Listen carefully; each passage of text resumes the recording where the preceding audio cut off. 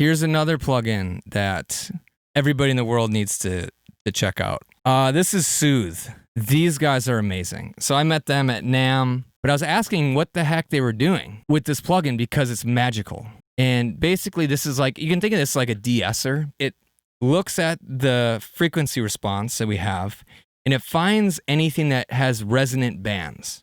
For like cymbals on drums, this thing is a lifesaver. But this thing, because it can adapt to the entire frequency range and just find the problematic stuff, it does something that nothing else can do.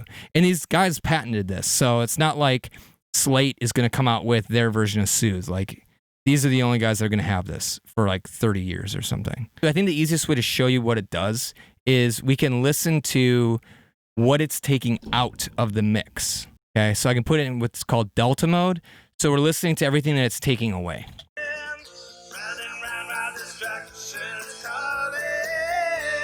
So basically, the way that I like to dial this thing in is I'll put it in Delta mode, find the spots that sound the worst. Find where there's whistling and there's like sharp, weird ringing, and then you've set it perfectly. And at that point, you take that crap away, and the mix will just sound so much more pleasing. It's amazing. But you can do way too much. Again, there's a very fine balancing act with this plugin. Okay, so here's all the annoying crap. I'm just going to adjust the sharpness and selectivity, see which one sounds more painful, and then I'll bring the song back so we can hear it.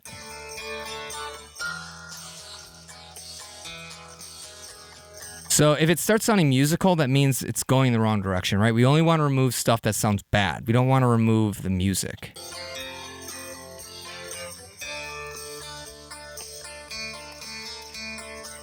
So actually right here is probably pretty good. So as a safety net, I always do like pull down the mix. I don't want it to be 100% wet. I want some of those transients to go through, right? It's going to help keep the song sounding alive. And then let's turn this basically off, and we're just going to dial this in, and you'll hear how all those sharp things start just pulling away. But listen closely, because the vocalist very quickly will have like a fat tongue and then start like lisping a lot, right? So that's too far, unless it's like April Fool's Day joke or something. That's what we want to listen for.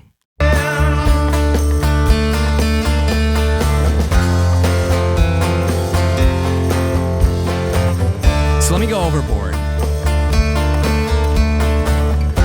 It still sounds pretty good, right? Wait till vocals come in, though. We both wanted, greedy for your attention. See, now there's the enunciation, right? Well, it's time the darkness falling. So we want to try and preserve those vocals. So let me see. Right here is where I think a lot of that is.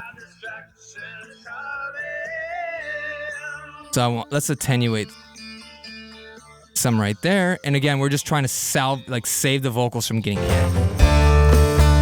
But it does some magical stuff for this part where the acoustic is too bright. Watch. See, the acoustic's a little bit aggressive. And it just takes that off. It takes all this crap out right here. I mean, it's just like some sharp stuff. But if you bypass this, like you put it on a master and you listen to it soothed out, and then you bypass Soothe, all of a sudden you'll hear like all this whistling frequencies come back in. You're like, how did I not hear that before? If I were to turn this up in my car without Soothe on there, I think it would start being fatiguing. You know what I mean? It just adds this, it cleans, it just is like, it's the final polish, I think. But you don't want it to be super noticeable, right? I mean, it's nice if it is and it makes it sound better, but if you go too much, it has a very specific sound that once you start using the plugin, you'll pick it out. So just be aware of that. The beat, defeat the villain. My confidence is straight to the ceiling. So you can say that